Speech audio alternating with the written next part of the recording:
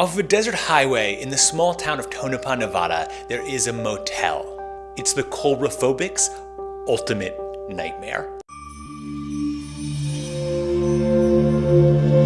At $30 to $45 a night, with 3.5 stars on Yelp and TripAdvisor, the motel is actually a pretty good deal. It comes with a 1970s microwave in each room, HBO is included, and Bob, the proprietor, is said to be incredibly hospitable. But the hotel has a theme that doesn't sit right with every guest.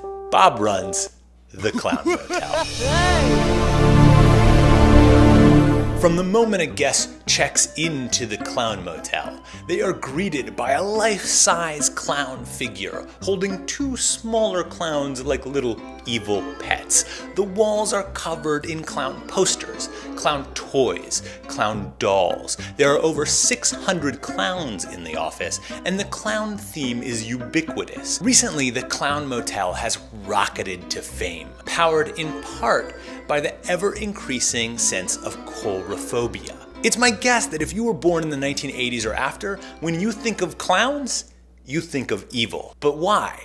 The roots of this go all the way back to a guy named Joseph Grimaldi, who created both the makeup and much of the humor style we associate with modern clowns. He was beloved and incredibly famous, but he also had a tragic personal life. And when his memoirs were written by Charles Dickens, Dickens created the image of the tragic clown. The clown who is hiding deep sadness under that makeup and those smiles. This tragic clown character would be what we associated with clowns for many years to come. In the 1930s, we had a whole wave of hobo clowns. But in the 50s and 60s, clowns started to become cleaned up. They weren't drunks. They were funny. They were for children. This was the Ronald McDonald clown. And then came the quintessential moment when clowns turned evil. In the 1970s, John Wayne Gacy killed 33 people. He became known as the Killer Clown. From here on out, it is nothing but evil clowns. You have Stephen King's It. You have killer clowns from outer space. And as there are less good clowns, and children see more and more evil clowns, it creates a feedback loop in which the clown has basically become synonymous with terror. So while the Clown Motel may feel like something dreamed up in a horror writer's fevered imagination, in fact, the Clown Motel says we just like clowns. It's not our fault you're afraid. Of course, not everyone is afraid of clowns. So you can always walk next door to the 100-year-old miners cemetery.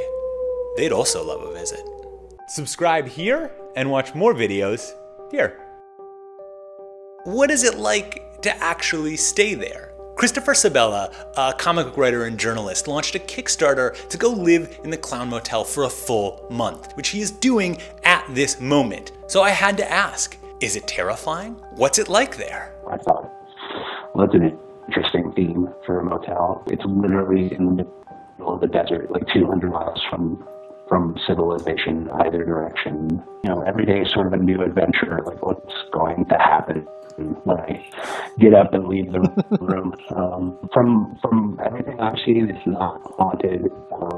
I've not seen any ghosts. You know, I have 2 clown portraits on my wall that are staring at me right now. Like they seem totally normal now. If anything, I'm just getting more and more used to them. I think I'm only going to be more comfortable with clowns than I've ever been.